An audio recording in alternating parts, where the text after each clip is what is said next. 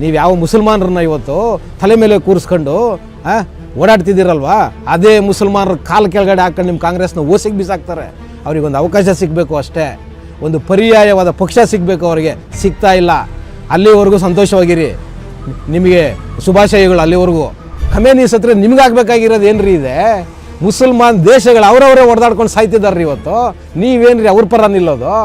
ಈ ದೇಶ ಯಾಕ್ರಿ ಅವ್ರ ಪರ ನಿಲ್ಲಬೇಕು? ಹೋಗ್ಲಿ, ಅವರವರೇ ಬಡ್ದಾಡ್ಕೊಂಡು ಸಾಯ್ತಿದ್ದಾರೆ. ಬುರ್ಕಾ ಬೇಡ, ಹಿಜಾಬ್ ಬೇಡ ಅಂತ ಹೇಳಿ ಲಕ್ಷಾಂತರ ಜನ ಹೆಣ್ಮಕ್ಳು ಬುರ್ಕಾಗಳನ್ನ ಕಿತ್ತಾಕಿ, ಹಿಜಾಬನ್ನ ಕಿತ್ತಾಕಿ ರೋಡಲ್ಲಿ ಬಂದು ಪ್ರೊಟೆಸ್ಟ್ಗಳು ಮಾಡಿದಾಗ ಇದೇ ಖಮೇನಿ ಸರ್ಕಾರ ಆ ಹೆಣ್ಣು ಮಕ್ಕಳು ಅನ್ನೋದನ್ನು ಕೂಡ ನೋಡದೆ ಅಸಹಾಯಕ ಹಬಲೆ ಹೆಣ್ಣುಮಕ್ಕಳ ಮೇಲೆ ತನ್ನ ದೇಶದ ಪೊಲೀಸನ್ನ ಮತ್ತು ಸೈನ್ಯನ ಬಿಟ್ಟು ಕಂಡಲ್ಲಿ ಗುಂಡಿಕ್ಕಿ ಕೊಂದ್ರಲ್ವಾ? ಅದೇ ಬಾಂಗ್ಲಾದೇಶದಲ್ಲಿ ಹಿಂದೂಗಳನ್ನ ಇವತ್ತು ಕೂಡ ಕೊಲ್ತಾ ಇದ್ದಾರೆ. ಯಾಕೆ ನಾಲ್ಗೆ ಬಿದ್ದೋಗಿದೆಯೇನ್ರಿ ನಿಮಗೆ ಮಾತಾಡೋದಕ್ಕೆ? ನಾಲ್ಗೆ ಇಲ್ವ ನಿಮಗೆ? ಹೇಳ್ರಿ ಮೇಡಮ್ ಗಾಂಧಿ ಅವರೇ, ನಾಲ್ಗೆ ಇಲ್ವೇನ್ರಿ ನಿಮಗೆ? ಆ ಹಿಂದೂಗಳ ಜೀವ ಅಲ್ವಾ? ಯಾಕೆ ಈ ದೇಶದಲ್ಲಿ ಅಥವಾ ಪ್ರಪಂಚದಲ್ಲಿ ಬರೀ ಮುಸಲ್ಮಾನರದ್ದು ಮಾತ್ರ ಜೀವನ, ಬೇರೆಯವ್ರದ್ದು ಪ್ರಾಣಗಳಲ್ವಾ? ಈ ದೇಶದಲ್ಲಿ ಹಿಂದೂಗಳ ಹತ್ಯೆ ಆದಾಗ, ಪಾಕಿಸ್ತಾನಿ ಟೆರರಿಸ್ಟ್ಗಳು ಈ ದೇಶದ ಮೇಲೆ ಅಟ್ಯಾಕ್ ಮಾಡಿ ಹಿಂದೂಗಳನ್ನ ಕೊಂದಾಗ ಸತ್ತ ಹಿಂದೂಗಳ ಪ್ರಾಣ ನಿಮಗೆ ಪ್ರಾಣ ಅಂತ ಅನಿಸಿದಿಲ್ವಾ?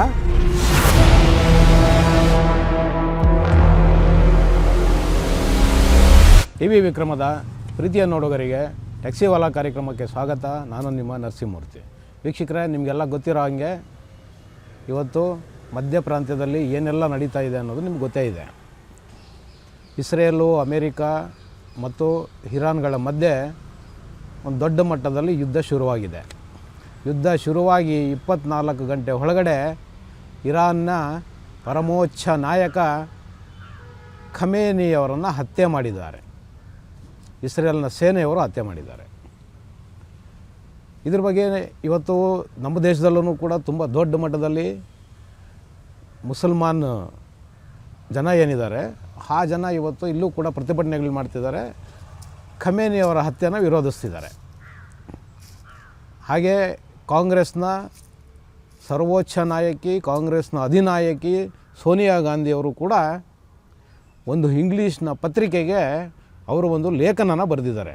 ಏನು ಹೇಳ್ತಾರೆ ಅವರು ಲೇಖನದಲ್ಲಿ ಅಂದರೆ, ಭಾರತದ ನಡೆ ತಟಸ್ಥ ಧೋರಣೆಯಲ್ಲ, ಬದಲಿಗೆ ತಿರಸ್ಕಾರದ ಕ್ರಮವಾಗಿದೆ. ಮತ್ತು ಮುಂದುವರೆದವರು ಏನು ಹೇಳ್ತಾರೆ ಅಂದರೆ, ಭಾರತದ ವಿದೇಶಾಂಗ ನೀತಿಯ ವಿಶ್ವಾಸಾರ್ಹತೆಯ ಬಗ್ಗೆ ಗಂಭೀರವಾದ ಸಂಶಯ ಮೂಡಿಸಿದೆ ಹಾಗೂ ಹತ್ಯೆಯನ್ನು ಬಲವಾಗಿ ಖಂಡಿಸದ ಭಾರತ ಸರ್ಕಾರದ ಕ್ರಮ ಬೇಸರ ತರಿಸಿದೆ ಅಂತ. ಮೇಡಮ್ ಗಾಂಧಿಯವರೇ, ನಿಮ್ಮ ಕಡೆಯಿಂದ ಇಂಥ ಒಂದು ನಿರೀಕ್ಷೆ ಅಲ್ಲದೆ ಈ ದೇಶ ಇನ್ನೇನೂ ನಿರೀಕ್ಷೆನ ಇಟ್ಕೊಳ್ಳೋಕ್ಕಾಗಲ್ಲ. ನಿಮ್ಮ ಕಡೆಯಿಂದ ಇಂಥ ನಿರೀಕ್ಷೆ ಬರುತ್ತೆ, ಇಂಥ ಒಂದು ಹೇಳಿಕೆ ಬರುತ್ತೆ ಅನ್ನೋ ನಿರೀಕ್ಷೆ ಸಾಮಾನ್ಯವಾಗಿ ಎಲ್ರಿಗೂ ಗೊತ್ತಿರುತ್ತೆ. ನೀವು ಇದಕ್ಕಿಂತ ದೊಡ್ಡ ಮಟ್ಟದಲ್ಲಿ ನಿಮ್ಮ ಕಡೆಯಿಂದ ನಿರೀಕ್ಷೆ ನಾವು ಕೇಳೋಕ್ಕಾಗಲ್ಲ. ನೀವು ಹೇಳ್ತೀರಾ ಇವತ್ತು ಇದು ತಿರಸ್ಕಾರದ ಮನೋಭಾವ, ತಿರಸ್ಕಾರದ ಕ್ರಮ ಆಗಿದೆ. ಏನಕ್ಕೆ ಅಂದರೆ ಭಾರತ ಸರ್ಕಾರ ಇದನ್ನು ಖಂಡಿಸಿಲ್ಲ. ಖಮೇನಿ ಅವರ ಹತ್ಯೆಯನ್ನು ಖಂಡಿಸಬೇಕಾಗಿತ್ತು ಭಾರತ ಸರ್ಕಾರ ಅನ್ನೋದು ನಿಮ್ಮ ನಿಲುವು ಮತ್ತು ನಿಮ್ಮ ಹೇಳಿಕೆಯ ಸಾರಾಂಶ. ಮೇಡಮ್ ಗಾಂಧಿಯವರೇ, ನೀವು ಹೇಳಿ, ಈ ದೇಶದ ವಿರುದ್ಧ ಮಸಲತ್ತುಗಳನ್ನ ಮಾಡೋ ಅಂಥವರು ಮತ್ತು ಈ ದೇಶಕ್ಕೆ ಯಾವಾಗಲೂ ಕೆಡಕನ್ನು ಬಯಸುವಂಥ ಒಬ್ಬ ವ್ಯಕ್ತಿ, ಅದು ಯಾವುದೇ ದೇಶದಲ್ಲಿರಲಿ, ಆ ವ್ಯಕ್ತಿ ಸಾವೀಡಾಗಿದ್ದಾನೆ ಅಂದರೆ ಆ ವ್ಯಕ್ತಿಯ ಸಾವನ್ನು ಯಾಕೆ ಖಂಡಿಸಬೇಕು? ನೀವು ಉತ್ತರ ಕೊಡಬೇಕು ಜನರಿಗೆ. ಏನಕ್ಕೆ ಅಂದರೆ ಇವತ್ತು ಭಾರತನ ಆಳ್ತಿರೋದು ನಿಮ್ಮ ಕಾಂಗ್ರೆಸ್ ಸರ್ಕಾರ ಅಲ್ವಾ? ನೀವು ನೇಮಕ ಮಾಡಿರೋ ಪ್ರಧಾನಮಂತ್ರಿಗಳು ಈ ದೇಶನ ಆಳ್ತಿಲ್ಲ, ಈ ದೇಶದ ನಾಯಕತ್ವ ಇವತ್ತು BJP ಸರ್ಕಾರ ನಡೆಸ್ತಿರೋದು ಅಲ್ವಾ? ಹಾಗಾಗಿ ನೀವು ಇದನ್ನು ಕೇಳೋದು ಹಾಸ್ಯಾಸ್ಪದ ಅನಿಸುತ್ತೆ ನನಗೆ. ಏನಕ್ಕೆ ಅಂದರೆ ನೋಡಿ, ನೀವುಗಳ ಹಿಂದೆ ಇದನ್ನು ಮಾಡಿದ್ದೀರಿ, ಇಲ್ಲ ಅಂತ ಹೇಳಲ್ಲ. ನೀವು ಇವತ್ತು ಏನು ಖಮೇನಿಯವರ ಬಗ್ಗೆ ನಿಮಗೆ ಅನುಕಂಪ ಇದೆ, ಇವತ್ತು ಖಮೇನಿಯವರ ಸಾವಿನ ಬಗ್ಗೆ ನೀವು ಆಸಕ್ತಿಯನ್ನು ತೋರಿಸ್ತಿದ್ದೀರಿ, ನೀವು ದುಃಖನ ವ್ಯಕ್ತಪಡಿಸ್ತಿದ್ದೀರಿ. ಅದೇ ಇರಾನ್ನಲ್ಲಿ ಬುರ್ಕಾ ಬೇಡ ಹಿಜಾಬ್ ಬೇಡ ಅಂತ ಹೇಳಿ ಲಕ್ಷಾಂತರ ಜನ ಹೆಣ್ಮಕ್ಳು ಬುರ್ಕಾಗಳನ್ನ ಕಿತ್ತಾಕಿ ಹಿಜಾಬನ್ನ ಕಿತ್ತಾಕಿ ರೋಡಲ್ಲಿ ಬಂದು ಪ್ರೊಟೆಸ್ಟ್ಗಳು ಮಾಡಿದಾಗ ಇದೇ ಖಮೇನಿ ಸರ್ಕಾರ ಆ ಹೆಣ್ಣು ಮಕ್ಕಳು ಅನ್ನೋದನ್ನು ಕೂಡ ನೋಡದೆ ಅಸಹಾಯಕ ಹಬಲೆ ಹೆಣ್ಣುಮಕ್ಕಳ ಮೇಲೆ ತನ್ನ ದೇಶದ ಪೊಲೀಸನ್ನು ಮತ್ತು ಸೈನ್ಯನ ಬಿಟ್ಟು ಕಂಡಲ್ಲಿ ಗುಂಡಿಕ್ಕಿ ಕೊಂದ್ರಲ್ವಾ? ಅವಾಗ ನಿಮಗೆ ಏನು ಅನ್ನಿಸ್ಲಿಲ್ವಾ ಸೋನಿಯಾ ಗಾಂಧಿ ಮೇಡಮ್ ಅವರೇ? ಹೇಳಿ. ನೀವು ಪ್ಯಾಲೆಸ್ಟೀನಿ ಉಗ್ರಗಾಮಿಗಳು ಇಸ್ರೇಲ್ನ ಮೇಲೆ ಬಂದು ದಾಳಿ ಮಾಡಿ ಮರ ಮೋಸದಿಂದ ಅಲ್ಲಿ ನೂರಾರು ಜನಗಳ ಅಮಾಯಕರನ್ನು ಹೆಂಗಸರು ಮಕ್ಕಳು ಅನ್ನೋದನ್ನು ನೋಡದೆ ಕೊಂದ್ರಲ್ವಾ? ಅವತ್ತು ನಿಮ್ಮ ನಾಲ್ಗೆಗಳೇನು ಬಿದ್ದೋಗಿದ್ವಾ? ಅದೇ ಇಸ್ರೇಲು ಪ್ರತಿದಾಳಿಯಾಗಿ ಹಮಾಸ್ ಮೇಲೆ ಯುದ್ಧ ಮಾಡಿದಾಗ ನೀವು ನಿಮ್ಮ ನಾಲ್ಗೆಗಳನ್ನ ಅರಿಬಿಡ್ತೀರಿ. ಈ ದೇಶದ ನಾಯಕತ್ವ ಪ್ಯಾಲೆಸ್ಟೀನ್ ಪರ ನಿಲ್ಲಬೇಕು ಅಂತ ಹೇಳ್ತೀರಿ. ಯಾಕೆ ಈ ದೇಶದಲ್ಲಿ ಅಥವಾ ಪ್ರಪಂಚದಲ್ಲಿ ಬರೀ ಮುಸಲ್ಮಾನರದ್ದು ಮಾತ್ರ ಜೀವನ, ಬೇರೆಯವ್ರದ್ದು ಪ್ರಾಣಗಳಲ್ವಾ? ಈ ದೇಶದಲ್ಲಿ ಹಿಂದೂಗಳ ಹತ್ಯೆ ಆದಾಗ ಪಾಕಿಸ್ತಾನಿ ಟೆರರಿಸ್ಟ್ಗಳು ಈ ದೇಶದ ಮೇಲೆ ಅಟ್ಯಾಕ್ ಮಾಡಿ ಹಿಂದೂಗಳನ್ನ ಕೊಂದಾಗ ಸತ್ತ ಹಿಂದೂಗಳು ಪ್ರಾಣ ನಿಮಗೆ ಪ್ರಾಣ ಅಂತ ಅನಿಸಿದಿಲ್ವಾ? ಹೇಳ್ರಿ ಸೋನಿಯಾ ಗಾಂಧಿ ಮೇಡಮ್ ಅವರೇ, ನಿಮ್ಮ ನಿಲುವು ಯಾವುದಿತ್ತು? ನಿಮ್ಮ ನಿಲುವು ಏನಿತ್ತಾಗ ಹೇಳ್ಬೇಕಲ್ವ? ನೀವು ಜನರಿಗೆ ಉತ್ತರ ಕೊಡ್ಬೇಕಲ್ವ? ನಿಮ್ಮ ನಿಲುವೇ ದೇಶದ ನಿಲುವಾಗಿರಬೇಕು ಅಂತ ನೀವೆಂಗೆ ಇವತ್ತು ಕೇಳ್ತಾ ಇದ್ದೀರಿ? ನೀವೇನು ಸರ್ಕಾರ ಆಳ್ತಿಲ್ವಲ್ಲ. ಈ ದೇಶದ ಪ್ರಭುತ್ವಕ್ಕೆ, ಈ ದೇಶದ ಸರ್ಕಾರಕ್ಕೆ ಯಾವ ನಿಲುವು ತಗೊಳ್ಬೇಕು ಅನ್ನೋದನ್ನು ನಿಮ್ಮಿಂದ ಹೇಳಿ ಕಲಿಬೇಕು ಅವರು, ಅಥವಾ ನೀವು ಹೇಳಿದ ನಿಲುವನ್ನು ಸರ್ಕಾರ ಹೇಳಬೇಕಾ ಜಗತ್ತಿನ ಮುಂದೆ? ನಮ್ಮದು ಈ ನಿಲುವು ಅಂತ ಹೇಳ್ಬಿಟ್ಟು ಅಂಥ ಹೀನ ಸ್ಥಿತಿಗೆ ಈ ದೇಶ ಇನ್ನೂ ಬಂದಿಲ್ಲ. ಯಾಕೆಂದರೆ ನಿಮ್ಮ ಕೈನಲ್ಲಿ ಇವತ್ತು ಸರ್ಕಾರ ಇಲ್ಲ, ಏನೋ ಬಲಿಷ್ಠ ನಾಯಕತ್ವ ಬಲಿಷ್ಠರ ಕೈನಲ್ಲಿ ಇವತ್ತು ಈ ದೇಶದಲ್ಲಿ ನಿಂತಿದೆ. ಹಂಗಾಗಿ ನಿಮ್ಮ ಪುಕ್ಕಟೆ ಸಲಹೆಗಳನ್ನ ತೊಗೊಂಡು ಇವತ್ತು ಈ ದೇಶ ಹೇಳಿಕೆಯನ್ನು ಕೊಡೋ ಅಗತ್ಯ ಇಲ್ಲ. ಈ ದೇಶಕ್ಕೆ ಗೊತ್ತಿದೆ ಏನು ತೀರ್ಮಾನ ತಗೋಬೇಕು, ಯಾವ ಟೈಮಲ್ಲಿ ಅಂತ ಹೇಳ್ಬಿಟ್ಟು ಈ ದೇಶಕ್ಕೆ ಗೊತ್ತಿದೆ. ಈ ದೇಶದ ಪ್ರಧಾನಮಂತ್ರಿಗಳು ಕಳೆದ 28 ಗಂಟೆನಲ್ಲಿ 8 ಜನ ಏನೋ ರಾಷ್ಟ್ರಪತಿಗಳ ಜೊತೆ ಬೇರೆ ಬೇರೆ ದೇಶಗಳಲ್ಲಿ ಇವತ್ತು ಏನು ಯುದ್ಧ ನಡೀತಿದೆ ಆ ದೇಶಗಳ ಜೊತೆ ಮಾತುಕತೆ ಶುರು ಮಾಡಿದ್ದಾರೆ. ಏನಕ್ಕೆ? ತನ್ನ ವೋಟ್ ಬ್ಯಾಂಕನ್ನು ಗಟ್ಟಿ ಮಾಡ್ಕೊಳ್ಳೋದಕ್ಕಲ್ಲ. ಈ ದೇಶ ಮುಂದಿನ ದಿನಗಳಲ್ಲಿ ಸಂಕಷ್ಟಕ್ಕೆ ಹೋಗ್ಬೋದು, ಡೀಸೆಲ್ ಪೆಟ್ರೋಲ್ ಬೆಲೆಗಳು ಹೆಚ್ಚಾಗ್ಬೋದು, ಪೆಟ್ರೋಲಿಯಂ ಪ್ರಾಡಕ್ಟ್ಗಳ ಮೇಲೆ ಬೆಲೆ ಜಾಸ್ತಿ ಆಗ್ಬೋದು ಅನ್ನೋ ಕಾರಣಕ್ಕೆ ಈಗಲೇ ಈ ದೇಶದ ಪ್ರಧಾನಮಂತ್ರಿಗಳು ಎಚ್ಚೆತ್ತುಕೊಂಡು ಮಾತುಕತೆನೇ ಶುರು ಮಾಡಿದ್ದಾರೆ. ಆದರೆ ನೀವು ಇವತ್ತು ಏನು ಒಂದು ಲೇಖನ ಬರೆದಿದ್ದೀರಲ್ವ ಇಂಗ್ಲೀಷ್ ಪತ್ರಿಕೆಗೆ, ನಿಮ್ಮ ಲೇಖನದ ಉದ್ದೇಶ ನಮಗೆ ಗೊತ್ತಿದೆ. ನೀವು ಇಲ್ಲಿರೋ ಅಲ್ಪಸಂಖ್ಯಾತರ ಓಟುಗಳನ್ನ ಗಟ್ಟಿ ಮಾಡ್ಕೊಳ್ಳೋದಕ್ಕೆ ನೀವು ಇರಾನ್ನ ಪರ ಹೇಳಿಕೆಗಳನ್ನ ಕೊಡ್ತಾ ಇದ್ದೀರಾ. ಅಂದರೆ ಈ ದೇಶದಲ್ಲಿರೋ ಅಲ್ಪಸಂಖ್ಯಾತ ಮುಸ್ಲಿಮರ ಓಟನ್ನು ಗಟ್ಟಿ ಮಾಡ್ಕೊಳ್ಳೋದಕ್ಕೆ ನಾವು ನಿಮ್ಮ ಜೊತೆ ನೋಡಿ ಅಂಥ ಟೈಮ್ನಲ್ಲೂ ಕೂಡ ನಿಮ್ಮ ಜೊತೆ ನಿಲ್ತೀವಿ ಅಂತ ನಿಮ್ಮ ಊಸುಂಬೇತನ ತೋರಿಸೋದಕ್ಕೆ ನೀವು ಇವತ್ತು ಈ ಹೇಳಿಕೆಗಳನ್ನ ಕೊಡ್ತಿರೋದು ನಮಗೆ ಗೊತ್ತಿದೆ ಮೇಡಮ್ ಗಾಂಧಿ ಅವರೇ. ನಿಮ್ಮ ಧೋರಣೆಗಳು ನಮಗೆ ಗೊತ್ತಿದೆ. ನಿಮಗೆ ಅದೇ ಇರಾನ್ನಲ್ಲಿ ಆ ಹೆಣ್ಣು ಮಕ್ಕಳು ಬುರ್ಕಾದ ವಿರುದ್ಧ ಹೋರಾಟ ಮಾಡುವಾಗ ಗುಂಡಿತ್ತು ಕೊಂದ್ರಲ್ಲ, ಆ ಸಾಮಾನ್ಯ ಮುಸಲ್ಮಾನರ ಮೇಲೆ ಇಲ್ಲದೆ ಇರೋ ನಿಮಗೆ ಆಸಕ್ತಿ ಪ್ರೀತಿ ಖಮೇನಿ ಮೇಲೆ ಬಂದಿದೆ ಇವತ್ತು. ಹೌದು, ಒಬ್ಬ ಖಮೇನಿ ಸತ್ರ ನಿಮಗೆ ದುಃಖ ಆಗುತ್ತೆ, ನೋವಾಗುತ್ತೆ. ಆದರೆ ಅದೇ ಖಮೇನಿಯ ಪೊಲೀಸರು, ಅದೇ ಖಮೇನಿಯ ಸೇನೆ ನೂರಾರು ಜನ ಸಾವಿರಾರು ಜನರನ್ನ ಅವತ್ತು ಬೀದಿ ಹೆಣ ಮಾಡಿದ್ರಲ್ವ, ಅವತ್ತು ಯಾಕ್ರಿ ನೀವು ವಾಯ್ಸ್ ರೈಸ್ ಮಾಡಲಿಲ್ಲ? ಆ ಸಾಮಾನ್ಯ ನಾಗರಿಕರ ಬಗ್ಗೆ ನಿಮಗೆ ಕಾಳಜಿ ಇಲ್ವಾ? ಅವರು ಮುಸಲ್ಮಾನರಲ್ವಾ ಸತ್ತವರು? ಇಷ್ಟಕ್ಕೂ ನೀವು ಯಾಕ್ರಿ ಅಲ್ವತ್ಕೊಳ್ಬೇಕು? ಹೇಳ್ರಿ, ನಿಮಗೇನ್ರಿ ನಷ್ಟ ಇದರಿಂದ? ಖಮೇನಿ ಸತ್ರ ನಿಮಗಾಗಬೇಕಾಗಿರೋದು ಏನ್ರಿ ಇದೆ? ಮುಸಲ್ಮಾನ್ ದೇಶಗಳು ಅವರವರೇ ಹೊಡೆದಾಡ್ಕೊಂಡು ಸಾಯ್ತಿದ್ದಾರೆ ರೀ ಇವತ್ತು. ನೀವೇನ್ರಿ ಅವ್ರ ಪರ ನಿಲ್ಲೋದು? ಈ ದೇಶ ಯಾಕ್ರಿ ಅವ್ರ ಪರ ನಿಲ್ಲಬೇಕು? ಹೋಗಲಿ, ಅವರವರೇ ಬಡ್ದಾಡ್ಕೊಂಡು ಸಾಯ್ತಿದ್ದಾರೆ. ಅವ್ರ ಮೇಲೆ ಬೇರೆಯವ್ರು ಹೋಗಿ ಯುದ್ಧ ಮಾಡಿ ಸಾಯೋದು ಬೇರೆ ವಿಷಯ. ಆದರೆ ಇವತ್ತು ಅವರವರೇ ಹೊಡೆದಾಡ್ತಿದ್ದಾರೆ. ಆಫ್ಘಾನಿಸ್ತಾನ, ಪಾಕಿಸ್ತಾನ, ಏನು ಆಫ್ಘಾನಿಸ್ತಾನದಲ್ಲಿ ಏನು ಹಿಂದೂಗಳಿದಾರ? ಅಲ್ಲಿ ಏನು ಹಿಂದೂ ದೇಶನ? ಅದು ಪಾಕಿಸ್ತಾನ ಏನು ಹಿಂದೂ ದೇಶನ? ಎರಡು ಮುಸಲ್ಮಾನ್ ದೇಶಗಳೇ ರೀ, ಹೊಡೆದಾಡ್ಕೊಂಡು ಸಾಯ್ತಿದ್ದಾರೆ. ನೀವು ಇವತ್ತು ಅವ್ರಗಳ ಬಗ್ಗೆ ಸ್ಟ್ಯಾಂಡ್ಗಳು ತಗೋತೀರ ಇಲ್ಲಿ. ಇವತ್ತು ನೀವು ಏನು ತಿರಸ್ಕಾರದ ಮನೋಭಾವ ಇದೆ ಈ ಸರ್ಕಾರಕ್ಕೆ ಮುಸಲ್ಮಾನರ ಮೇಲೆ ಅಂತ. ಇನ್ನೇನ್ರಿ ಮಾಡಬೇಕು? ತಿರಸ್ಕಾರ ಮಾಡಿದ್ದೀರಾ? ಹೇಳ್ರಿ, ಏನು ಮಾಡ್ಬೇಕ್ರಿ? ಕಂಡ ಕಡೆ ಬಾಂಬುಗಳು ಹಾಕೋದು, ಕಂಡ ಹಿಂದೂಗಳನ್ನ ಕೊಲ್ಲೋದು, ಇದನ್ನು ಮಾಡ್ತಾ ಬರ್ತಾಯಿದ್ರೆ ಇನ್ನು ತಿರಸ್ಕಾರ ಬರೆದಿರ ಇನ್ನೇನಾಗುತ್ತೆ? ಹೇಳ್ರಿ, ನಿಮ್ಮ ಕಾಲದಲ್ಲಿ ಆದಂಗೆ ಆಗಬೇಕಿತ್ತ? ಈಗ ನೀವು ಮಾಡಿದ್ರಲ್ಲ ಆ 26/11 ಆ ಮುಂಬೈ ಅಟ್ಯಾಕ್ ಆದಾಗ ಒಂದು ಪ್ರತೀಕಾರದ ದಾಳಿ ಮಾಡೋದಕ್ಕೂ ಯೋಗ್ಯತೆ ಇಲ್ಲ ಜನ ನೀವು ಇವತ್ತು. ಇವತ್ತಿನ ಸರ್ಕಾರಕ್ಕೆ, ಇವತ್ತಿನ ಪ್ರಭುತ್ವಕ್ಕೆ ತಮ್ಮ ನಿಲುವು ಏನಿರಬೇಕು ಅನ್ನೋದನ್ನು ನೀವು ಹೇಳ್ತಿದ್ದೀರಾ ಇವತ್ತು. ಆ ಕಾಶ್ಮೀರದಲ್ಲಿ ಕಾಶ್ಮೀರಿ ಪಂಡಿತರುಗಳನ್ನ ಆ ರಾಜ್ಯನೇ ಬಿಟ್ಟು ಓಡಿಸಿದ ಸರ್ಕಾರಗಳು ನಿಮ್ಮವು. ಮುಸಲ್ಮಾನರ ಪರ ನಿಂತು ಹಿಂದೂ ವಿರೋಧಿ ಧೋರಣೆಗಳನ್ನ ತೋರಿದ್ದು ನೀವು ರೀ. ನೀವು ನಿಜವಾಗಲೂ ತಿರಸ್ಕಾರ ಅಂತ ಏನಾದರೂ ಇದ್ದರೆ ನಿಮಗಿದೆ ತಿರಸ್ಕಾರ. ಯಾರ ಮೇಲೆ? ಹಿಂದೂ ಸಮಾಜದ ಮೇಲೆ, ಹಿಂದೂ ನಾಗರಿಕರ ಮೇಲೆ, ಈ ಹಿಂದೂ ದೇಶದ ಮೇಲೆ ತಿರಸ್ಕಾರ ನಿಮಗಿದೆ. ನಿಮ್ಮ ಮನಸ್ಥಿತಿ ತಿರಸ್ಕಾರದ ಮನಸ್ಥಿತಿ. ಹೌದು ಕಣ್ರಿ, ತಿರಸ್ಕಾರದ ಮನಸ್ಥಿತಿ. ಇವತ್ತು ನೀವು ಹೇಳ್ತಾ ಇದ್ದೀರಲ್ವ, ಇವತ್ತಿನ ಈ ಸರ್ಕಾರಕ್ಕೆ ಮುಸ್ಲಿಮರ ಮೇಲೆ ತಿರಸ್ಕಾರದ ಮನೋಭಾವ ಬಂದಿದೆ. ಇದು ಅವರು ಖಂಡಿಸ್ತಾ ಇಲ್ಲ. ಖಮೇನಿ ಹತ್ಯೆಯನ್ನು ಪ್ರಧಾನಮಂತ್ರಿಗಳು ಖಂಡಿಸ್ತಾ ಇಲ್ಲ, ಹಾಗಾಗಿ ತಿರಸ್ಕಾರದ ಮನೋಭಾವ ಇದೆ ಅಂತ. ಇದೇನು ಹೊಸದಲ್ಲ ಕಣ್ರಿ. 1947 ನಾವು ತಿರಸ್ಕಾರ ಮಾಡಿ ಆಗಿತ್ತು.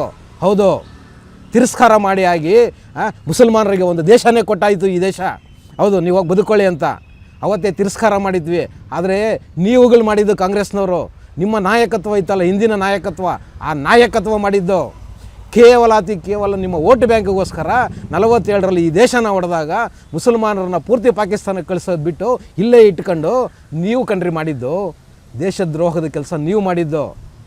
ಅದರ ಪರಿಣಾಮ ಕಣ್ರಿ ಇವತ್ತು ಇಲ್ಲಿ ಈ ಮಟ್ಟಿಗೆ ಇವತ್ತು ಏನು ನಡೀತಾ ಇದ್ದಾವಲ್ಲ, ಜಾತಿ ಧರ್ಮಗಳ ಮಧ್ಯೆ ಸಂಘರ್ಷಗಳು, ಇದಕ್ಕೆ ಸೃಷ್ಟಿಕರ್ತರೆ ನೀವು. ನಿಮ್ಮ ಬೀಜದ ಫಲ ಇವತ್ತು ಹೆಮ್ಮರಗಳಾಗಿ ಬೆಳೆದು ದೇಶ ಇವತ್ತು ಅಶಾಂತಿಯ ಕಡೆಗೆ ಹೋಗ್ತಿದೆ. ಇವತ್ತಾದರೂ ಬಿಟ್ಟಿದ್ದೀರಾ ನೀವು? ನೀವು ಮಾಡಿದ ತಪ್ಪು ನಿಮ್ಗೆ ಇವತ್ತಾದರೂ ಅರಿವಾಗಿದೆಯಾ? ನಿಮ್ಗೆ ಅರಿವಾಗಿಲ್ಲ. ಅದು ನಿಮ್ಗೆ ಅರಿವಾಗೋದು ಇಲ್ಲ. ಏನಕ್ಕೆ ಅಂದರೆ ನೀವಿವತ್ತು ಎಲ್ಲೋ ಒಂದು 50-100 ಸೀಟ್ ಗೆಲ್ತಾ ಇದ್ದೀರಾ ಅಂದರೆ ಆ ಮುಸಲ್ಮಾನರ ಕೃಪೆಯಿಂದನೇ ನೀವು ಗೆಲ್ತಿರೋದು ಇವತ್ತು. ಆ ಕಾರಣಕ್ಕೆ ನಿಮಗೆ ಇಷ್ಟೊಂದು ಕೃತಜ್ಞತೆ ಅವ್ರ ಮೇಲೆ, ನಿಮ್ಗೆ ಇಷ್ಟೊಂದು ಕೃತಜ್ಞತಾ ಮನೋಭಾವ ಅವ್ರ ಮೇಲೆ ಅಲ್ವಾ? ಆ ಕಾರಣಕ್ಕೋಸ್ಕರ ಇವತ್ತು ಖಮೇನಿ ಹತ್ಯೆ ಆಗಿರೋದನ್ನು ಈ ದೇಶ ಖಂಡಿಸ್ಬೇಕಾ? ಯಾವ ಪುರುಷಾರ್ಥಕರಿಗೆ ಖಂಡಿಸ್ಬೇಕು? ಬಹುಸಂಖ್ಯಾತ ಸಮಾಜ ಈ ದೇಶದಲ್ಲಿ, ಹಿಂದೂ ಸಮಾಜ ಇವತ್ತು ಏನು ಸರ್ಕಾರದ ಈ ನಡೆ ಇದೆಯಲ್ವಾ, ಸರ್ಕಾರದ ಈ ಮೌನ ಇದೆಯಲ್ವಾ, ಇದು ಬಹುಸಂಖ್ಯಾತ ಹಿಂದೂಗಳ ತೀರ್ಮಾನವೂ ಅದೇ. ಹೌದು, ಹಿಂದೂಗಳ ತೀರ್ಮಾನವೂ ಕೂಡ ಅದೇ. ಯಾವುದೇ ಕಾರಣಕ್ಕೂ ಖಮೇನಿ ಹತ್ಯೆಯನ್ನು ಖಂಡಿಸಬಾರ್ದು ಅನ್ನೋದೇ ಈ ದೇಶದ ಬಹುಸಂಖ್ಯಾತರ ಮನಸ್ಥಿತಿಯೂ ಕೂಡ, ತೀರ್ಮಾನವೂ ಕೂಡ. ಆ ಕಾರಣಕ್ಕೆ ಈ ದೇಶದ ಪ್ರಧಾನಮಂತ್ರಿಗಳು ಕೂಡ ಮೌನವಾಗಿದ್ದಾರೆ. ಅದನ್ನು ನೀವೇನು ಹೇಳೋದು, ನಮಗೆ ತಿರಸ್ಕಾರದ ಮನೋಭಾವ, ತಿರಸ್ಕಾರ ಮಾಡ್ತಿದೆ ಸರ್ಕಾರ ಅಂತ ಹೇಳೋದು. ಒಂದು ಪಕ್ಷ ತಿರಸ್ಕಾರ ಅಂತಲೇ ಇಟ್ಕೊಳ್ಳಿ. ಏನೀಗ ಏನು ದೇಶ ಬಿದ್ದೋಗೋದೇನೂ ಇಲ್ಲ. ಇಲ್ಲಿ ತಿರಸ್ಕಾರ ಮಾಡಿದ್ದೀವಿ ಅಂತಲೇ ಅಂದ್ಕೊಳ್ಳಿ. ಏನೀಗ ಒಂದು ಹೆಣ್ಣುಮಗಳು ಬಾಂಗ್ಲಾದೇಶದಿಂದ ಈ ದೇಶಕ್ಕೆ ಓಡಬರುವಂಥ ಪರಿಸ್ಥಿತಿ ಸೃಷ್ಟಿ ಆಗುತ್ತಲ್ವಾ? ಬಾಂಗ್ಲಾದೇಶದಲ್ಲಿ ಎಲ್ಲರೂ ಹೋಗಿತ್ತು ನಿಮ್ಮ ವಾಯ್ಸು. ಆ ಹೆಣ್ಣುಮಗಳು ಇವತ್ತೂ ಕೂಡ ರಕ್ಷಣೆ ತೊಗೊಂಡು ಭಾರತದಲ್ಲಿದ್ದಾಳೆ ಕಣ್ರಿ. ಆ ದೇಶಕ್ಕೆ ಹೋದರೆ ಕೊಲ್ತಾರೆ ಅನ್ನೋ ಬೈಕೆ. ಅದೇ ಬಾಂಗ್ಲಾದೇಶದಲ್ಲಿ ಹಿಂದೂಗಳನ್ನ ಇವತ್ತು ಕೂಡ ಕೊಲ್ತಾ ಇದ್ದಾರೆ. ಯಾಕೆ ನಾಲ್ಗೆ ಬಿದ್ದೋಗಿದೆಯೇನ್ರಿ ನಿಮಗೆ ಮಾತಾಡೋದಕ್ಕೆ? ನಾಲ್ಗೆ ಇಲ್ವ ನಿಮಗೆ? ಹೇಳ್ರಿ ಮೇಡಮ್ ಗಾಂಧಿ ಅವರೇ, ನಾಲ್ಗೆ ಇಲ್ವೇನ್ರಿ ನಿಮಗೆ? ಆ ಹಿಂದೂಗಳ ಜೀವ ಅಲ್ವಾ? 21-25% ಇದ್ದ ಪಾಕಿಸ್ತಾನದ ಜನಸಂಖ್ಯೆ, ಹಿಂದೂಗಳ ಜನಸಂಖ್ಯೆ 2%ಗೆ ಬಂದಿದೆಯಲ್ಲ ಇವತ್ತು. ಎಲ್ಲರೂ ಹೋಯ್ತು ನಿಮ್ಮ ವಾಯ್ಸು. ಏನ್ರಿ ಆದರೂ ಹಿಂದೂಗಳೆಲ್ಲ ಹೇಳ್ರಿ, ಯಾಕೆ ತಿರಸ್ಕಾರ ಮಾಡ್ಬೋದು? ಯಾಕೆ ತಿರಸ್ಕಾರದ ಧೋರಣೆನ ಸರ್ಕಾರ ಅನುಸರಿಸಬಾರ್ದು ಈ ವಿಚಾರದಲ್ಲಿ ಹೇಳಿ? ನರೇಂದ್ರ ಮೋದಿ ಅವರು ಏನು ಮಾಡಿದ್ದಾರೆ ಸರಿಯೇ ಇದೆ. ಅದು ಈ ದೇಶದ ಬಹುಸಂಖ್ಯಾತರ ಅಭಿಪ್ರಾಯನೂ ಕೂಡ ಅದೇ. ಯಾವುದೇ ಕಾರಣಕ್ಕೂ ಈ ಒಂದು ಹತ್ಯೆನ ಖಂಡಿಸಬಾರ್ದು ಅನ್ನೋದೇ ಬಹುಸಂಖ್ಯಾತರ ಮನಸ್ಥಿತಿ ಮತ್ತು ಅಭಿಪ್ರಾಯವೂ ಸರಿಯೇ ಇದೆ ಅವ್ರು ಮಾಡ್ತಾ ಇರೋದು. ನೀವೇ ಈಗ ಅದನ್ನು ತೆಗೆದು ಉಳಿಯಸ್ತಿರೋದು. ಯಾಕೆಂದರೆ ನೀವು ಎಂಥ ಅಯೋಗ್ಯರು ನೀವಂದರೆ. ಅಫ್ಜಲ್ ಗುರು ಅಂಥವನಿಗೇ JNU ಯೂನಿವರ್ಸಿಟಿನಲ್ಲಿ ಶ್ರದ್ಧಾಂಜಲಿ ಕಾರ್ಯಕ್ರಮ ಮಾಡೋವಂಥ ಭ್ರಷ್ಟರುಗಳು ನೀವು, ದೇಶದ್ರೋಹಿಗಳು ನೀವು. ಅಂಥ ಒಬ್ಬ ಟೆರರಿಸ್ಟಿಗೆ ಶ್ರದ್ಧಾಂಜಲಿ ಹಾಕಿರೋನ್ನ ಕರ್ಕೊಂಡು ಬಂದು ಕನ್ನಯ್ಯ ಕುಮಾರ್ ಅನ್ನೋನಿಗೆ ನಿಮ್ಮ ಪಕ್ಷದಲ್ಲಿ ಚುನಾವಣೆಗೆ ಸೀಟ್ ಕೊಡ್ತೀರಾ ಅಂದರೆ ಇನ್ನೆಂಥ ನಾಚಿಕೆಗೇಡಿನ ಜನ ಇರ್ಬೋದು. ನೀವು ಹೇಳಿ, ನೀವೆಂಥ ದೇಶದ್ರೋಹಿಗಳನ್ನ ಬೆಳೆಸ್ತಿದ್ದೀರಿ ಈ ದೇಶದಲ್ಲಿ ಅಂತ ಹೇಳಿ. ನೀವಿವತ್ತು ದೇಶಕ್ಕೆ ಪಾಠ ಮಾಡ್ತಿದ್ದೀರಾ? ಸೋನಿಯಾ ಮೇಡಮ್ ಅವರೇ ದೇಶಕ್ಕೆ ಪಾಠ ಮಾಡ್ತಿದ್ದಾರೆ. ಇಷ್ಟಕ್ಕೂ ನಿಮಗೆ ಯಾಕೆ ಕೃತಜ್ಞತೆ ಇರಬೇಕು ಈ ದೇಶದ ಬಗ್ಗೆ ಹೇಳಿ? ನೀವೇನು ಈ ದೇಶದವರಲ್ಲ? ಈ ದೇಶದವ್ರು ನಿಮ್ಮನ್ನು ಮದುವೆ ಆದರು ಅನ್ನೋ ಕಾರಣಕ್ಕೆ ನೀವು ಈ ದೇಶಕ್ಕೆ ಬಂದವರು. ನಿಮಗೆ ಯಾಕೆ ಈ ದೇಶದ ಮೇಲೆ ಕೃತಜ್ಞತೆ ಇರಬೇಕು? ಅಥವಾ ಈ ದೇಶದ ಆಚಾರ ವಿಚಾರಗಳ ಬಗ್ಗೆ ಆಗಲಿ ನಿಮಗೇನು ರೀ ಗೊತ್ತಿದೆ? ನಿಮಗೇನು ಗೊತ್ತಾಗಬೇಕು ಹೇಳಿ ಹೋಗಲಿ? ಒಂದು ದೊಡ್ಡ ರಾಜಕಾರಣದ ಕುಟುಂಬಕ್ಕೆ ನೀವು ಸೊಸೆಯಾಗಿ ಬಂದ್ರಿ, ಅದರ ಪ್ರತಿಫಲವಾಗಿ ಇವತ್ತು ನೀವು ಅಧಿಕಾರ ಹಿಡ್ಕೊಂಡು ಕೂತಿದ್ದೀರ ಅಷ್ಟೇ ಅಲ್ವಾ? ಹೇಳ್ರಿ, ಇದಕ್ಕಿಂತ ಹೆಚ್ಚಿನ ಸಾಧನೆ ಏನು ರೀ ನಿಮ್ಮದು? ಏನಾದರೂ ಇದೆಯೇನು ರೀ? ಎಂಥದೂ ಇಲ್ಲ ನಿಮ್ಮ ಸಾಧನೆ. ನಿಮಗೆ ನಿಜವಾಗ್ಲೂ ಆ ಮುಸಲ್ಮಾನರ ಮೇಲೆ ಕಾಳಜಿ ಇದೆಯೇನು ರೀ? ಖಂಡಿತ ಇಲ್ಲ ಕಣ್ರಿ. ನೀವು ಕೂಡ ಭ್ರಮೆನಲ್ಲಿ ಬದುಕ್ತಿದ್ದೀರಿ. ಎಲ್ಲ ಮುಸಲ್ಮಾನರು ನಮ್ಗೆ ಓಟ್ ಹಾಕ್ತಾರೆ ಅಂತ. ಬೇರೆ ಆಪ್ಷನ್ ಇಲ್ಲ ಕಣ್ರಿ ಮುಸಲ್ಮಾನರಿಗೆ. ಅದಕ್ಕೋಸ್ಕರ ನಿಮ್ಗೆ ಓಟ್ ಮಾಡ್ತಿದ್ದಾರೆ ಅವರು. ಬೇರೆ ಆಯ್ಕೆನೇ ಇಲ್ಲ ಈ ದೇಶದಲ್ಲಿ ಅವರಿಗೆ. ಯಾಕೆಂದರೆ ಅವರು BJPನ ಒಪ್ಪಲ್ಲ, ನಿಮ್ಮನ್ನು ಬಿಟ್ಟರೆ ಬೇರೆ ಇನ್ನಿಲ್ಲ. ಹಂಗಾಗಿ ನಿಮ್ಮನ್ನು ಒಪ್ಕೊಂಡಿದ್ದಾರೆ ಅಷ್ಟೇ. ಅವ್ರಿಗೆ ಒಂದೇ ಒಂದು ಅವಕಾಶನ ಪರ್ಯಾಯವಾಗಿ ಸಿಕ್ಕಲಿ, ನಿಮ್ಮನ್ನು ಕಾಲು ಕೆಳಗಡೆ ಹಾಕೊಂಡು ತುಳಿದಾಕ್ತಾರೆ ಅವರು. ನೀವು ಯಾವ ಮುಸಲ್ಮಾನರನ್ನ ಇವತ್ತು ತಲೆ ಮೇಲೆ ಕೂರಿಸ್ಕೊಂಡು ಓಡಾಡ್ತಿದ್ದೀರಲ್ವ, ಅದೇ ಮುಸಲ್ಮಾನರು ಕಾಲು ಕೆಳಗಡೆ ಹಾಕೊಂಡು ನಿಮ್ಮ ಕಾಂಗ್ರೆಸ್ನ ಓಸಿಗೆ ಬೀಸಾಕ್ತಾರೆ. ಅವ್ರಿಗೊಂದು ಅವಕಾಶ ಸಿಗಬೇಕು ಅಷ್ಟೇ, ಒಂದು ಪರ್ಯಾಯವಾದ ಪಕ್ಷ ಸಿಗಬೇಕು ಅವರಿಗೆ. ಸಿಗ್ತಾ ಇಲ್ಲ. ಅಲ್ಲಿವರೆಗೂ ಸಂತೋಷವಾಗಿರಿ, ನಿಮಗೆ ಶುಭಾಶಯಗಳು ಅಲ್ಲಿವರೆಗೂ. ಅಷ್ಟು ಬಿಟ್ಟರೆ ಇನ್ನೇನು ಸಾಧನೆ ಮಾಡೋಕ್ಕಾಗಲ್ಲ ನೀವು. ಅರ್ಥ ಆಯ್ತರಾ? ಅಲ್ಲ ಕಣ್ರಿ, ಇರಾನ್ನಲ್ಲಿ ಖಮೇನಿ ಸತ್ತರೆ ಇಲ್ಲಿ ದೊಡ್ಡ ಮಟ್ಟದಲ್ಲಿ ಕಪ್ಪು ಪಟ್ಟಿಗಳನ್ನ ಧರಿಸಿ ಪ್ರೊಟೆಸ್ಟ್ ಮಾಡೋ ಒಂದಷ್ಟು ಜನ ಮುಸಲ್ಮಾನರು, 26-27 ಜನ ಟೆರರಿಸ್ಟ್ಗಳು ಹಿಂದೂಗಳನ್ನ ಕೊಂದ್ರಲ್ಲ ಕಾಶ್ಮೀರದಲ್ಲಿ. ಇವತ್ತೇನು ಪ್ರೊಟೆಸ್ಟ್ ಮಾಡ್ತಿದ್ದೀರಲ್ಲ ಮುಸಲ್ಮಾನ್ ಬಂಧುಗಳು ನೀವು, ನಿಮ್ಮಲ್ಲಿ ಯಾರಾದರೂ ಒಬ್ಬರು ಅಲ್ಲಿ ನಡೆದ ಘಟನೆ ತಪ್ಪು ಅಂತ ಹೇಳ್ಬಿಟ್ಟು ನೀವೊಂದು ಪ್ರೊಟೆಸ್ಟ್ ಮಾಡಿದ್ರೇನ್ರಿ? ಹೇಳ್ರಿ ಮುಸಲ್ಮಾನರಲ್ಲಿ ನನ್ನ ಪ್ರಶ್ನೆ ಇದು, ದಯವಿಟ್ಟು ಉತ್ತರ ಕೊಡ್ರಿ. ಯಾಕ್ರಿ ಸತ್ತವ್ರವರು ಹಿಂದೂಗಳು ಅನ್ನೋ ಕಾರಣಕ್ಕೆ, ಇವಾಗ ಸತ್ತಿರೋ ಖಮೇನಿಯವರು ಮುಸಲ್ಮಾನರು ಅನ್ನೋ ಕಾರಣಕ್ಕೆ ನಿಮ್ಮ ಪ್ರೊಟೆಸ್ಟಾ? ಹೇಳ್ರಿ. ನಿಮ್ಮ ಈ ಧೋರಣೆಗಳೇ ಗೊತ್ತಾಗುತ್ತೆ ಕಣ್ರಿ, ಈ ಧೋರಣೆಗಳೇ ಗೊತ್ತಾಗುತ್ತೆ ನಿಮಗೆ ಎಷ್ಟು ವಿಶ್ವಾಸ ಇದೆ ಈ ದೇಶದ ಮೇಲೆ ಅಂತ ಹೇಳ್ಬಿಟ್ಟು. ಮತ್ತು ಸೋನಿಯಾ ಮೇಡಮ್ ಅವರೇ ನೋಡಿ, ನಮ್ಮಲ್ಲಿ ಬಾಲಾಕೋಟ್ ಆಯಿತು, ಏರ್ ಸ್ಟ್ರೈಕ್ ಮಾಡಿದ್ವಿ, ಆಪ್ರೇಷನ್ ಸಿಂಧೂರ ಮಾಡಿದ್ವಿ. ನೀವು ಹೇಳ್ರಿ, ನೀವು ಆತ್ಮ ಮುಟ್ಕೊಂಡು ಸೋನಿಯಾ ಮೇಡಮ್ ಅವರೇ, ಈ ಎಲ್ಲ ಏರ್ ಸ್ಟ್ರೈಕ್ಗಳೂ ಒಂದು ಸಣ್ಣ ಯುದ್ಧ ಆದಾಗ ನೀವೇನಾದರೂ ಈ ದೇಶದ ಪರ ನಿಂತಿರೇನ್ರಿ? ಈ ದೇಶದ ಪರ ಸ್ಟ್ಯಾಂಡ್ ತಗೊಳ್ರೇನ್ರಿ? ನೀವಾಗಲಿ, ನಿಮ್ಮ ಕಾಂಗ್ರೆಸ್ ಪಕ್ಷ ಆಗಲಿ, ಅಥವಾ ನಿಮ್ಮ ಕಾಂಗ್ರೆಸ್ನ ಹಿರಿಯ ನೇತಾರರುಗಳಾಗಲಿ ಯಾರಾದರೂ ಸರಿ ರೀ, ನೀವು ಈ ದೇಶದ ಪರ ನಿಂತಿರೇನ್ರಿ? ನೀವೇನು ರೀ ಕೇಳಿದ್ರಿ? ಸರ್ಜಿಕಲ್ ಸ್ಟ್ರೈಕ್ ಮಾಡಿದಾಗ ನೀವು ಸರ್ಜಿಕಲ್ ಸ್ಟ್ರೈಕೇ ಮಾಡಿಲ್ಲ, ಮಾಡಿದರೆ ಸಾಕ್ಷಿ ಕೊಡಿ ಅಂತ ಕೇಳಿದ್ರಿ. ಸಿಂಧೂರ ಮಾಡಿದಾಗ ಏನು ರೀ ಇತ್ತು ನಿಮ್ಮ ಸ್ಟ್ಯಾಂಡು? ಯುದ್ಧನೇ ಬೇಡ, ಮಾತುಕತೆ ಮುಖಾಂತರ ಬಗೆಹರಿಸ್ಕೋಬೇಕು ಅಂತ ಮಾತಾಡಿದ್ರಿ ನೀವು. ಎಲ್ಲಾದರೂ ತೆಗೀರಿ, ನೀವು ಈ ದೇಶದ ಪರ ನಿಂತಿದ್ದೀರೇನ್ರಿ? ಹೋಗಲಿ, ನೀವು ಮುಸಲ್ಮಾನರ ಪರ ಆದರೂ ನಿಂತಿದ್ದೀರೇನ್ರಿ ಯಾವತ್ತಾದ್ರೂ? ನೀವು ಅದನ್ನಾದರೂ ಹೇಳ್ರಿ. ನೀವು ದೇಶದ ಪರ ನಿಂತಿಲ್ಲ ಅಂದರೆ ಹಾಳಾಗಿ ಹೋಗ್ಲಿ ಕಣ್ರಿ. ನೀವೇನು ಇವತ್ತು ಮುಸಲ್ಮಾನರ ಓಲೈಕೆ ಮಾಡ್ತಿದ್ದೀರಲ್ಲ, ನೀವು ಆ ಮುಸಲ್ಮಾನರ ಪರನಾದರೂ ನಿಂತಿದ್ದೀರೇನ್ರಿ? ಹೇಳ್ರಿ ನೋಡೋಣ, ಯಾವ ವಿಚಾರದಲ್ಲಿ ನೀವು ಮುಸಲ್ಮಾನರ ಪರ ನಿಂತಿದ್ದೀರಿ ಹೇಳ್ರಿ? ಶಹಬಾನು ಪ್ರಕರಣದಲ್ಲಿ ಆ ಶಹಬಾನು ಹೆಣ್ಣು ಮಗಳಿಗೆ ಡೈವರ್ಸ್ ಆದಾಗ ಆ ಹೆಣ್ಣು ಮಗಳಿಗೆ ಪರಿಹಾರ ಕೊಡಬೇಕು ಅಂತ ಹೇಳ್ಬಿಟ್ಟು ಸುಪ್ರೀಂ ಕೋರ್ಟಲ್ಲಿ ಆದೇಶ ಆದರೆ, ಸೋನಿಯಾ ಮೇಡಮ್ ಅವರೇ, ನಿಮ್ಮದೇ ಯಜಮಾನರು, ನಿಮ್ಮದೇ ಗಂಡ ಅಲ್ವಾ? ರಾಜೀವ್ ಗಾಂಧಿಯವ್ರು ಏನ್ರಿ ಮಾಡಿದ್ರು? ಆ ಸುಪ್ರೀಂ ಕೋರ್ಟ್ ಆದೇಶದ ವಿರುದ್ಧ ಆಡಿಯನ್ಸ್ ತೊಗೊಂಡು ಬಂದ್ಬಿಟ್ಟು ಇದು ಇಸ್ಲಾಂಗೆ ವಿರುದ್ಧವಾಗಿರ್ತಕ್ಕಂಥ ಆದೇಶ, ಇದು ಕೊಡ್ಲಿಕ್ಕೆ ಬರಲ್ಲ ಅಂತ ಹೇಳಿ ಆ ಕೋಟ್ಯಾಂತರ ಜನ ಮುಸಲ್ಮಾನ್ ಹೆಣ್ಣುಮಕ್ಕಳಿಗೆ ಡೈವರ್ಸ್ ಆದಾಗ ಪರಿಹಾರ ಕೊಡಬೇಕು ಅನ್ನೋ ಒಂದು ಆದೇಶನೇ ನೀವು ರದ್ದು ಮಾಡಿದ್ರಲ್ವ? ಆ ಹೆಣ್ಮಕ್ಳಿಗೆ ಮಾಡಿದ ಮೋಸ ಅಲ್ವೇನ್ರಿ ಇದು? ಹೇಳ್ರಿ ಮೇಡಮ್ ಅವರೇ, ನಿಜವಾಗ್ಲೂ ನಿಮಗೆ ಕಾಳಜಿ ಇದೆಯೇನ್ರಿ? ಕಾಳಜಿ ಇದೆಯಾ? ಖಂಡಿತ ಇಲ್ಲ ಕಣ್ರಿ. ನೀವು ಅವರಿಗೆ ಸುಳ್ಳು ಹೇಳ್ತಾ ಇದ್ದೀರಿ, ನೀವು ಅವ್ರಿಗೆ ಸುಳ್ಳು ಹೇಳ್ತಾ ಇದ್ದೀರಿ ಆ ಮುಸಲ್ಮಾನರಿಗೆ. ಹೌದು, ಇವತ್ತು ದೇಶದಲ್ಲಿ ಇಷ್ಟೆಲ್ಲ ಪ್ರೊಟೆಸ್ಟ್ಗಳಾಗ್ತಿದ್ದಾವಲ್ಲ, ಕರ್ನಾಟಕದಲ್ಲೇ ತೊಗೊಳ್ಳೋಣ, ದೇಶ ಎಲ್ಲ ಇರಲಿ, ಕರ್ನಾಟಕದಲ್ಲೇ ತೊಗೊಳ್ಳೋಣ. ಇಷ್ಟೆಲ್ಲ ಪ್ರೊಟೆಸ್ಟ್ಗಳಾದ್ರಲ್ಲ, ಮಾಡಿದ್ರಲ್ಲ ಮುಸಲ್ಮಾನ್ ಬಂಧುಗಳು, ಖಮೇನಿ ಸತ್ತಿದ್ದಕ್ಕೆ ಇಷ್ಟೆಲ್ಲ ಶೋಕಾಚರಣೆಗಳು ಮಾಡಿದ್ರಲ್ಲ, ಎಲ್ಲಾದರೂ ಒಂದೇ ಒಂದು ಪರ್ಮಿಷನ್ ತಗೊಂಡಿದ್ದಾರೇನ್ರಿ? ಕೇಳ್ರಿ ನಿಮ್ಮ ಸಿದ್ದರಾಮಯ್ಯನವ್ರಿಗೆ, ಕರ್ನಾಟಕದ ಮುಖ್ಯಮಂತ್ರಿ ಇದ್ದಾರೆ ಅವರು, ಕೇಳ್ರಿ, ಪ್ರಶ್ನೆ ಮಾಡಿರಿ ಅವರಿಗೆ. ಎಲ್ಲಾದರೂ ಮುಸಲ್ಮಾನರು ಪ್ರೊಟೆಸ್ಟ್ ಮಾಡಿದಾಗ ಒಂದು ಪರ್ಮಿಷನ್ ತಗೊಳ್ಳೇನ್ರಿ? ಅದೇ ಹಿಂದೂಗಳು ಒಂದು ಗಣೇಶ ಉತ್ಸವ ಮಾಡ್ಬೇಕಂದ್ರೆ ಪರ್ಮಿಷನ್ ಬೇಕು ಅಂತೀರಿ, ಶಿವಾಜಿ ಉತ್ಸವ ಮಾಡಬೇಕು ಅಂದರೆ ಪರ್ಮಿಷನ್ ಬೇಕು ಅಂತೀರಿ, ರಾಮನವಮಿ ಉತ್ಸವ ಮಾಡಬೇಕಂದ್ರೆ ಪರ್ಮಿಷನ್ ತಗೋಬೇಕು ಅಂತೀರಿ. ಇನ್ನೊಂದು ಯಾವುದೋ ಹಿಂದೂ ಸಂಘಟನೆಗಳೊಂದು ಪ್ರೊಟೆಸ್ಟ್ ಮಾಡಬೇಕು ಅಥವಾ ಒಂದು ಯಾವುದೋ ಒಂದು ಧಾರ್ಮಿಕ ಕಾರ್ಯಕ್ರಮ ಮಾಡಬೇಕು ಅಂದರೆ ನೀವು ಅದಕ್ಕೆ ಪರ್ಮಿಷನ್ ತಗೊಳ್ಳಿ ಅಂತೀರಿ. ಎಷ್ಟು ಜನ ಪರ್ಮಿಷನ್ ತಗೊಳ್ಳವ್ರಿ? ಈಗ ಕೇಳ್ರಿ ಸೋನಿಯಾ ಗಾಂಧಿ ಮೇಡಮ್ ಅವರೇ, ನಿಮ್ಮ ಸಿದ್ದರಾಮಯ್ಯನವ್ರಿಗೆ ಫೋನ್ ಮಾಡಿಬಿಟ್ಟು ಇದಾ ರಾಜ್ಯ ನಡೆಸೋ ರೀತಿ? ಹಾಂ, ಹೇಳಿ ಮೇಡಮ್ ಅವರೇ. ನಿಮ್ಮ ಓಲೈಕೆಯ ಪರಿಣಾಮ ಇವತ್ತು ದೇಶದಲ್ಲಿ ಅರಾಜಕತೆ ಆಗ್ತಿದೆ ಕಣ್ರಿ, ಅರಾಜಕತೆ ಆಗ್ತಿದೆ. ಕರ್ನಾಟಕದಲ್ಲಿ ಆಡಳಿತ ಸತ್ತೋಗಿದೆ ಕಣ್ರಿ, ಸತ್ತೋಗಿದೆ. ಮೊದಲು ಅದನ್ನು ಸರಿ ಮಾಡಿ, ಅದನ್ನು ಸರಿ ಮಾಡೋಕ್ಕೆ ನಿಮಗೆ ಯೋಗ್ಯತೆ ಇಲ್ಲ. ನೀವು ನೋಡಿದ್ರೆ ಕಾಂಗ್ರೆಸ್ನ ಹೈಕಮಾಂಡಲ್ಲಿ ನೀವು ಅಧಿನಾಯಕಿ, ನಿಮ್ಮ ಮಗ ಅಧಿನಾಯಕ, ಪ್ರಶ್ನಾತೀತ ನಾಯಕರುಗಳು ನೀವೆಲ್ಲನೂ.